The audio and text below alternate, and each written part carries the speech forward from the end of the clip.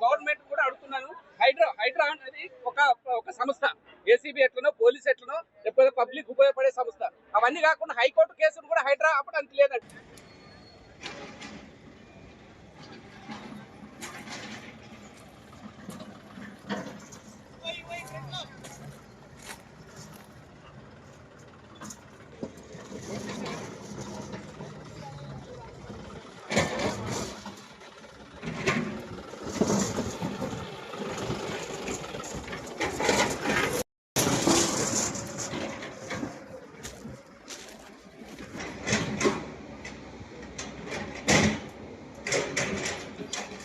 ఒకటే అంటున్నారండి, మీరు గేటెడ్ కమ్యూనిటీ కాదు, మీరు అది చెక్ చేసుకోకుండా కొనుక్కోవడం మీ తప్పని. కాకపోతే లాస్ట్ టైం మా దగ్గర కొంచెం గవర్నమెంట్ ప్లేస్ కు వదిలేయాలి ప్రతి గేటెడ్ కమ్యూనిటీ నామ్స్ ప్రకారం.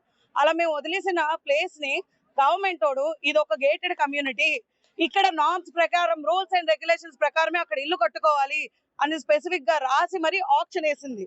ఆప్షన్ వేసి అమ్ముకుంది. అంటే గవర్నమెంట్ కావాలి అమ్ముకుంటది అంటే మాది గేటెడ్ కమ్యూనిటీ. దానికి లేదు, మాకు అవసరం ఉంది రోడ్ ఓపెన్ చేయాలంటే మాది గేటెడ్ కమ్యూనిటీ కాదు. సో మేము ఏమని ఫిక్స్ అవ్వాలి? మాది గేటెడ్ కమ్యూనిటీయా గేటెడ్ కమ్యూనిటీ కాదా? ఈ ఒక్క విషయంలోనే మాకు క్లారిటీ ఇవ్వండి. ఇదే మొక్క చెప్తుండే మా మాట వినకుండా మేము అక్కడ నించున్న వాళ్ళని లాక్కొని ఈడ్చుకొని గుడిసెల్లో నుండి మనుషుల్ని ఖాళీ చేస్తారు చూసారా, అలాగే రక్తాలు కారేటట్టు మమ్మల్ని అక్కడ నుండి నెట్టుకొచ్చేసారు. ఆడవాళ్ళని మినిమం కూడా చూడకుండా నెట్టుకొచ్చేసారు.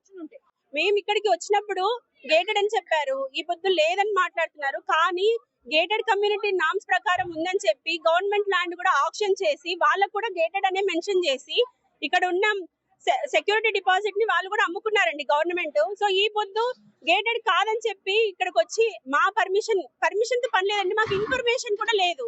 ఏంటంటే కనీసం working days minimum 3 working days కూడా లేదండి. మాకు సాటర్డే ఇంటిమేషన్ ఇచ్చారు.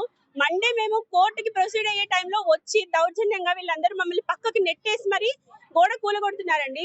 సెక్యూరిటీ కన్సర్న్ అసలు లేనే లేదండి.